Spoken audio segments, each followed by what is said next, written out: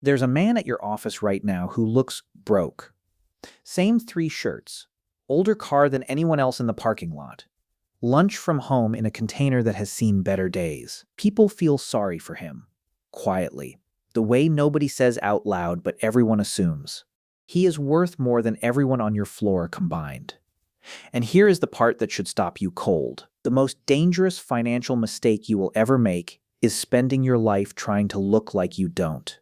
Because while his coworkers are financing new leases, splitting dinners they can't afford, and buying things they don't need to impress people they don't even like, he is sitting on a number so large it would make your stomach drop.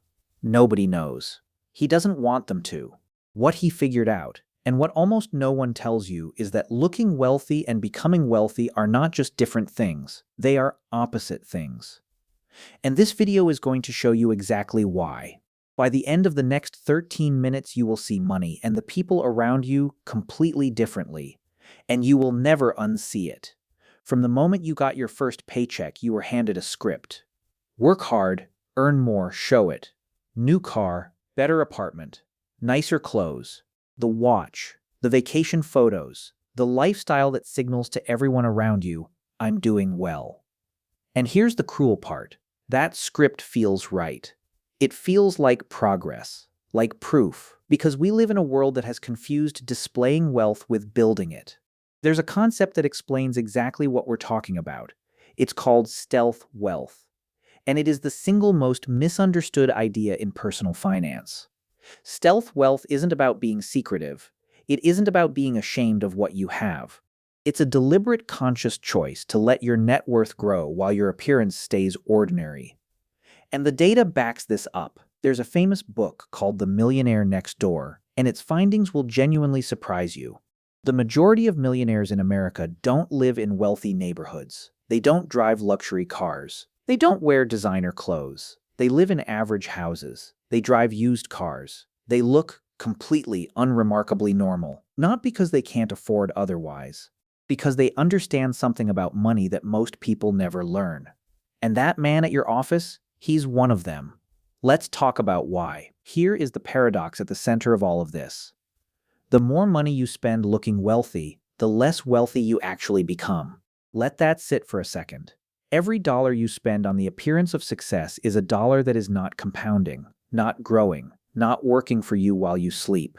Think about it this way. Two people both earn $6,000 a month. Person A spends $1,200 on a car payment, $300 on designer clothes, $400 eating out at places that look impressive, and another $200 on subscriptions and gadgets that signal status. That's $2,100 a month, not on living but on looking. Person B drives a paid-off car, shops without caring about labels, eats well without needing the restaurant to impress anyone. Person B redirects that same $2,100 every single month. After 10 years, with even modest growth, Person B has built a cushion that Person A cannot touch. Same income, completely different financial reality. Person A looks rich. Person B is getting there. That is the paradox. And almost nobody talks about it because it is deeply uncomfortable. Because it means the people you assume are doing well might not be. And the people you overlook might be further ahead than you can imagine. If this is the kind of content you want to understand, make sure you're subscribed because this is exactly what this channel is about. Now let's get into what stealth wealth actually looks like in real life.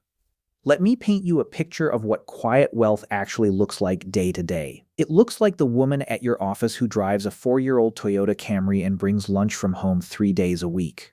She doesn't talk about money. She doesn't post vacations. She doesn't wear anything that makes you look twice. She bought her house 8 years ago. She has no credit card debt. She has been building quietly for years. Nobody at work knows. And she prefers it that way.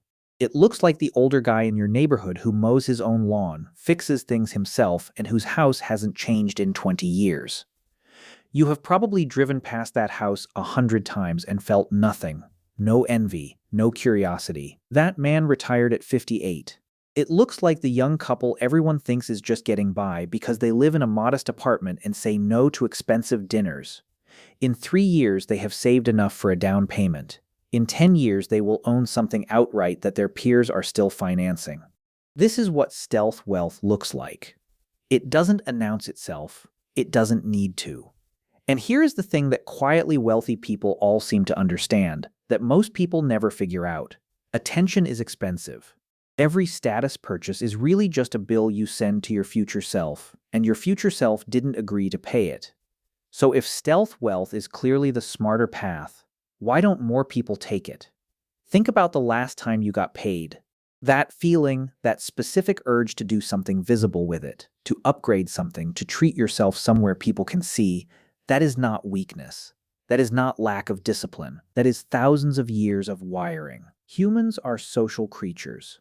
We have spent hundreds of thousands of years in tribes where status was survival, where how others perceived you determined whether you were included or left out. That wiring doesn't disappear because we invented paychecks. It just redirects. Instead of displaying status through physical strength or hunting ability, we display it through cars, through clothes, through the restaurant we pick for dinner and the neighborhood we choose to live in. And the financial industry knows this. They have built an entire economy around it. Car companies don't sell you transportation. They sell you an identity. Fashion brands don't sell you clothing. They sell you belonging. Credit cards don't sell you borrowing power. They sell you the feeling of having more than you do right now before you've actually earned it. They are selling you the shortcut to feeling wealthy at the cost of actually becoming it. And most people take that deal without even realizing they made it. Here's the moment it usually hits. You get a raise, maybe a significant one. And within 3 months, your expenses have somehow expanded to meet it. The apartment upgrade, the car upgrade, the lifestyle upgrade. Economists call this lifestyle inflation, and it is the silent killer of wealth building. Every income level has people who are broke, not because they don't earn enough, but because their spending always rises to match what they make. The stealth wealth mindset breaks that cycle. Deliberately, intentionally, you earn more and nothing visibly changes. Because the goal was never to look like you're winning. The goal was to actually win. But here's where it gets really interesting, because this plays out differently depending on exactly how much you have. Let me take you through what this actually looks like at different levels of wealth. Level 1, $0 to $10,000 saved. At this level, the pressure to look okay is the highest, because when you have nothing, the fear of people knowing is real, so you spend to hide it. The new outfit for the event, the ride share instead of the bus, the restaurant meal you can't afford because saying no feels like admitting something. This is the most dangerous level, because the spending that comes from shame costs the most and builds the least. The move at this level is not to look okay. The move is to get obsessive about the number, even if no one can see it. Level 2, $10,000 to $50,000 saved. This is where something quietly shifts. You start to feel a floor beneath you. The anxiety around money begins to soften, slightly. And for the first time, you have real choices. This is also where many people make a critical mistake. They start to reward themselves visibly. Maybe you just hit $15,000 saved. 3 months of real discipline. And then a weekend hits. Friends are going somewhere. There's a new phone out. Something feels worth celebrating. And that "I deserve this" feeling shows up loud and clear. And it's not wrong to feel it. The danger is acting on it in a way that cancels what you built. The stealth wealth move at this level. Let the number grow past the point where spending it back down feels exciting. Once that cushion feels like identity, not just savings, you've crossed something real. Level 3, $50,000 to $200,000 saved. At this level, you are genuinely ahead of most people your age.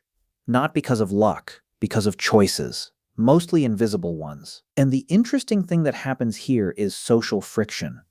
People notice you're not keeping up. They make comments. They wonder out loud why you're still driving that car, still living in that apartment, still saying no to things. This is the test, and most people fail it, because the pressure to demonstrate that you've made it, while you're actively in the process of making it, is enormous. The ones who pass this test are the ones who build actual wealth. Level 4, $200,000 and beyond. At this level, something fascinating happens to how money feels. It stops being about things, completely. The people who have genuinely built wealth at this level are often the quietest about it. Not because they're performing modesty, but because their relationship with money has changed. It became a tool, a number on a screen, a source of options and freedom, not a costume to wear in public. They don't need the car to mean anything anymore. They don't need the watch. They don't need the restaurant. They have the thing the car was supposed to represent: real security, real freedom, and they don't need to prove it to anyone. Here is something that will change how you read rooms forever. The genuinely wealthy have signals, but they're invisible to people who haven't learned to look. They ask questions instead of making statements. They are deeply unbothered by what things cost, not because they're reckless, but because they decided long ago what things were worth to them personally, and they don't need external validation to feel confident in that. They talk about time the way most people talk about money. They protect it. They spend it deliberately. They don't waste it on an audience that isn't watching. They carry almost no financial anxiety in their body language, not because life is perfect, but because they have a cushion. And a cushion changes everything about how you move through the world. The old money families understood this for generations. You don't display, you don't announce. You build without fanfare and let the results speak decades later. And that mindset, that patience, that deliberate invisibility is available to anyone. You do not need to inherit it. You just have to choose it. So here's where we land. That man at your office, the one in the same 3 shirts, the one everyone quietly feels sorry for, he is not behind. He is playing a completely different game than the people around him, and he is winning it. The game where the scoreboard isn't your car or your clothes or your neighborhood. The scoreboard is a number in an account that nobody sees. And every month that number grows, without announcement, without fanfare, unseen by everyone around him. He gets a little more free. That is what stealth wealth actually is. Not a secret, not a trick, a decision. A decision to stop spending money on the appearance of winning and start spending it on actually winning. Looking wealthy and becoming wealthy are not just different things, they are opposite things. The people who understand that, who can drive the used car, wear the plain clothes, and smile when people underestimate them, those are the people who end up with something real. Nobody warned them, they just figured it out. Now you know too. If this landed for you, drop a comment below. Tell me, do you already practice stealth wealth, or are you working toward it? I read every single one, and if you want to see what actually changes the moment you cross $10,000 saved, that video is right here. Watch it next.